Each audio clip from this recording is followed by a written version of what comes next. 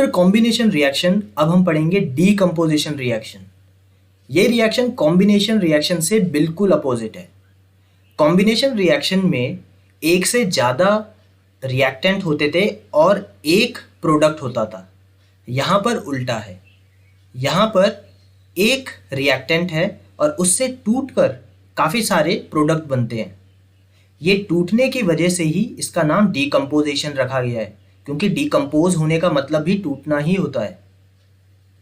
एक और डिफरेंस है जो इसे बिल्कुल अपोजिट बनाता है कॉम्बिनेशन रिएक्शन के, वो ये कि ज़्यादातर कॉम्बिनेशन रिएक्शन हीट रिलीज करते थे, बट इन डीकम्पोजिशन रिएक्शन ये हीट एब्जॉर्ब करते हैं, या फिर मैं बोलूँ एनर्जी एब्जॉर्ब करते हैं, क्योंकि कुछ केसेस में जो एनर्जी है वो हीट की जगह कुछ और होती है। तो वो हम इसी वीडियो के अंदर देखेंगे। सबसे पहला रिएक्शन पढ़ते हैं फेरस सल्फेट का। फेरस सल्फेट के क्रिस्टल्स कुछ ऐसे दिखते हैं ग्रीन कलर के। फेरस सल्फेट को जब हीट किया जाता है तो we get ferrous oxide, SO2 and SO3, जो कि हो गए सल्फर डाइऑक्साइड और सल्फर ट्राइऑक्साइड। यहाँ पे आप इनकी स्टेट्स भी देख सकते हो कि ये सॉलिड होता है, हमें ये भी सॉलिड फॉर्म में ही मिलता है, और दो गैसेस यहाँ पर रिलीज होती हैं। और आप ये भी देख सकते हो कि यहाँ मैंने जो एरो बनाया हुआ है, जो रिएक्टेंट एंड प्रोडक्ट के बीच में होता है, यहाँ पे मैंने हीट लिखा है। इसका मतलब ये कि हमें इस रिएक्शन के अंदर हीट देनी पड़ती है, और इस रिएक्शन को प्रैक्टिकली करने के लिए कुछ सेटअप ऐसा होता है कि टेस्ट ट्यूब के अंदर आपने फेरस सल्फेट के क्रिस्टल डाले और यहाँ पे बर्नर पे आपने इसे इसे हीट प्रोवाइड करी और इससे गैस रिलीज होगी।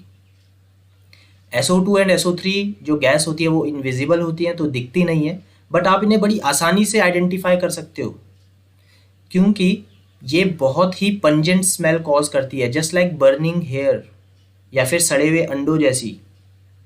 तो इस पंजेंट स्मेल से आप पता लगा सकते हो कि सल्फर रिलेटेड कोई प्रोडक्ट है, सल्फर डाइऑक्साइड या सल्फर ट्राइऑक्साइड, इस केस में दोनों हैं।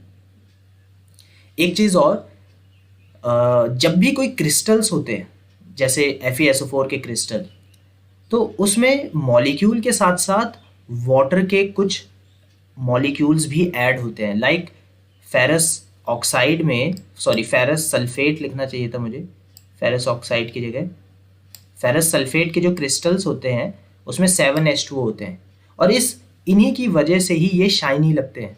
जब आप हीट करते हो तो सबसे पहले ये H2O उड़ जाते हैं और बचता है सिर्फ FeSO4। तो इस वजह से ये ग्रीन तो रहते हैं, बट वो शाइनीनेस जो होती है वो लूज हो जाती है। इसके बारे में डिटेल में हम एक दो चैप्टर बाद एसिड बेसिस एंड सॉल्ट्स में पढ़ेंगे। तो अभी के लिए आपको बस ये जानना जरूरी है कि फेरस सल्फेट को हीट किया, ये डिकम्पोज हो गया इन तीनों में, और इससे जो गैस है वो काफ़ी पंजेंट स्मेल होती है। और ये डिकम्पोजिशन रिएक्शन है क्योंकि इसमें एक से काफ़ी सारे प्रोडक्ट में टूट रहा है। तो इसकी definition, single reactant breaks into many simpler products is called decomposition reaction. और एग्जांपल्स देखते हैं। लाइमस्टोन, हमने ऑलरेडी देखा है कि CA के काफ़ी सारे कंपाउंड में लाइम बड़ा यूज़ होता है। जैसे CaO को क्विक लाइम हमने पिछली वीडियो में देखा था।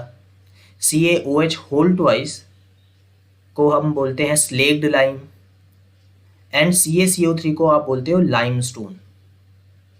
इस रिएक्शन में हम देखेंगे कि लाइमस्टोन जो कि होता है कैल्शियम कार्बोनेट को हीट करेंगे तो we get quick lime which is calcium oxide, and gas release होगी CO2। नो डाउट ये एक डिकम्पोजिशन रिएक्शन है, और इसमें जो प्रोड्यूस हो रहा है CaO क्विक लाइम, इसका यूज़ सीमेंट इंडस्ट्री में काफ़ी ज़्यादा होता है, और इसमें भी आप हीट दे रहे हो, ये हीट एब्जॉर्ब करके ही ब्रेक हो रही है। और जब भी कंपाउंड्स को, मॉलिक्यूल्स को टूटना होता है तो डेफिनेटली उन्हें हीट एनर्जी, उन्हें कोई ना कोई एनर्जी चाहिए, बिकॉज ये आपस में जब भी कंपाउंड होते हैं ये बॉन्ड बनाते हैं आपस में, ये एक दूसरे से, इनके बीच में बॉन्ड होता है, इन्हें तोड़ने के लिए you need some energy. Okay, next example, lead nitrate. Lead nitrate को जब हम हीट करते हैं, अगेन यहाँ पे आपको हीट एनर्जी प्रोवाइड करनी है, आपको मिलता है lead oxide, nitrogen dioxide and oxygen. इस रिएक्शन की सबसे इंटरेस्टिंग और सबसे यूनिक चीज़ बनाती है NO2 gas, nitrogen dioxide gas. Why? क्योंकि नाइट्रोजन डाइऑक्साइड कलरलेस गैस नहीं है बाकी गैसेस की तरह, ये ब्राउन कलर की होती है। तो जब भी इस रिएक्शन को आप करते हो तो आपको ब्राउन कलर के गैस दिखाई देती है। तो इस रिएक्शन की जो खास बात है वो है ब्राउन गैस। इन सभी एग्जाम्पल्स को आपको ध्यान से समझना है और एक के बाद पढ़ते रहना है, क्योंकि आपको कब कौन सी रिएक्शन लिखने के लिए बोल दें, वो ये बोलेंगे कि ऐसी रिएक्शन बताओ जिसमें ब्राउन गैस इवॉल्व हो रही है, या ब्राउन गैस इवॉल्व किस रिएक्शन में हुई है। ब्राउन एक ऐसी रिएक्शन है जिसमें ब्राउन गैस इवॉल्व हुई है, तो किसका डिकम्पोजिशन हुआ है, लेड नाइट्रेट का। तो इस तरीके से आपको ये सारी इक्वेशंस याद होनी चाहिए। स्टार्टिंग में ये डिफ़िकल्ट लगता है, बट अगर आप इन्हें पढ़ते रहोगे तो ये आसान लगेगा। नेक्स्ट, वाटर से H2 एंड O2 अलग करना। अब ये थोड़ा इंटरेस्टिंग है, क्योंकि यहाँ पे हीट की बजाय हम जो एनर्जी दे रहे हैं वो इलेक्ट्रिसिटी की फॉर्म में है। और इसका सेटअप ये है, आपके पास एक मग या फिर एक जार है, यहाँ पे आपने दो जो है आपने कैथोड एंड एनोड लगा रखे हैं, ग्रेफाइट रॉड्स इन्हें बोलोगे आप। तो कैथोड एनोड तो ये जो आप बैटरी से लगाओगे तब बनेंगे। एंड आपने यहाँ पर एक टेस्ट ट्यूब लगा दिया है और ऑब्वियसली इनके अंदर भी पानी आ जाएगा। जब आप इन्हें बैटरी से कनेक्ट करोगे, सर्किट ऑन करोगे, स्विच ऑन करोगे, तो आपको पता चलेगा कि एनोड के ऊपर ऑक्सीजन गैस इकट्ठी हो गई है एंड कैथोड के ऊपर कैथोड वाली टेस्ट ट्यूब में हाइड्रोजन गैस इवॉल्व हो गई है। अगर आप पूछोगे हमें कैसे पता चलेगा, ये तो दोनों ही इनविजिबल होती है, तो आपको मैंने बताया है कि हाइड्रोजन गैस के पास जब भी आप बर्निंग मैच स्टिक ले जाते हो तो वो पॉपिंग साउंड के साथ बर्न होती है, और ऑक्सीजन में तो नॉर्मली बर्न होती है, थोड़ी सी और तेज हो जाती है, बट पॉपिंग साउंड ऑब्जर्व नहीं करते। तो हम इस तरीके से पता लगा सकते हैं। बट एक और इंटरेस्टिंग चीज़ यहाँ पे जो देखने को मिलती है वो ये कि जहाँ पर हाइड्रोजन गैस है उसका वॉल्यूम ज़्यादा है, दोनों बराबर मात्रा में प्रोड्यूस नहीं हो रहे। तो ये चीज़ भी एक तरीके से हमारा law of conservation of mass बोल लो, या फिर जो बैलेंस इक्वेशन वाली चीज़ को प्रूव करती है। एक बार इक्वेशन को देखते हैं, H2O H2O2, और इसे बैलेंस जब मैंने किया तो 2H2O 2H2 एंड O2 आया। तो यहाँ क्लियरली देख सकते हो कि किसके एटम सबसे ज़्यादा है, हाइड्रोजन के, क्योंकि उसके आगे 2 लगा हुआ है। तो यहाँ पे हाइड्रोजन के 2 मॉलिक्यूल्स हैं, ऑक्सीजन का सिर्फ एक मॉलिक्यूल है। तो नंबर ऑफ मॉलिक्यूल्स हाइड्रोजन के ठीक ऑक्सीजन से एक ज़्यादा है, तो इस वजह से अमाउंट ऑफ हाइड्रोजन भी ठीक डबल है ऑक्सीजन के। इस क्वेश्चन के अंदर आपको ये भी ध्यान में रखना है कि एनोड पे क्या बन रहा है और कैथोड पे क्या बन रहा है। एनोड पे आपका ऑक्सीजन एंड कैथोड पे आपका हाइड्रोजन बन रहा है। और आई गेस इतना ही काफ़ी है। बाकी ये भी मैं आपको बता चुका हूँ कि हाइड्रोजन गैस कैसे आप पता लगाओगे। नेक्स्ट देखते हैं silver chloride and silver bromide का एग्जांपल। दोनों ही केसेस में आपको एनर्जी काफ़ी ज़्यादा देने की ज़रूरत नहीं है, सिर्फ सनलाइट से ही काम बन जाता है। तो सनलाइट की एनर्जी काफ़ी होती है इसको डिकम्पोज करने के लिए। तो AgCl डिकम्पोज हो जाता है Ag एंड Cl2 में। ये बैलेंस नहीं है, यहाँ पे 2 लगा देंगे और इधर 2 लगा देंगे तो बैलेंस हो जाएगा। तो AgCl सिल्वर क्लोराइड जो कि वाइट कलर का होता है, जब आप इसे सनलाइट प्रोवाइड करते हो तो Ag और क्लोरीन मिलता है। क्लोरीन गैस होती है तो ये गैस तो उड़ जाती है, ये गैस जो है, और बचता है सिर्फ Ag सिल्वर जो कि सिल्वर कलर का ही होता है।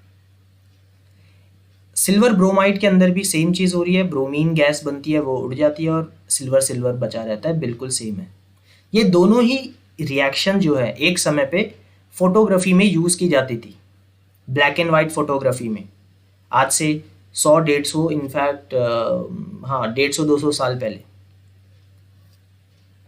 तो आपको ये भी ध्यान में रखना है कि अगर पूछा जाए कि कौन सी है, तो आप वैसे आप अगर पूछी जाए कि कौन सी ब्लैक एंड वाइट फोटोग्राफी में यूज़ होती है, तो आप सिल्वर ब्रोमाइड का एग्जांपल दे सकते हो, बट अगर कहीं सिल्वर क्लोराइड भी बोला गया हो तो भी आप तो भी चलेगा, बट वैसे मेनली सिल्वर ब्रोमाइड आप बोलोगे। इन रिएक्शन में एक और चीज़ हमने देखी कि बहुत सारे जितने भी रिएक्शन थे एनर्जी यूज्ड अप हुई है। तो रिएक्शन जिसमें एनर्जी यूज्ड अप होती है, या reaction in which energy is required for breaking down the reactants, reactant को ब्रेक डाउन करने के लिए एनर्जी यूज होती है, उसको हम एंडोथर्मिक रिएक्शन बोलते हैं।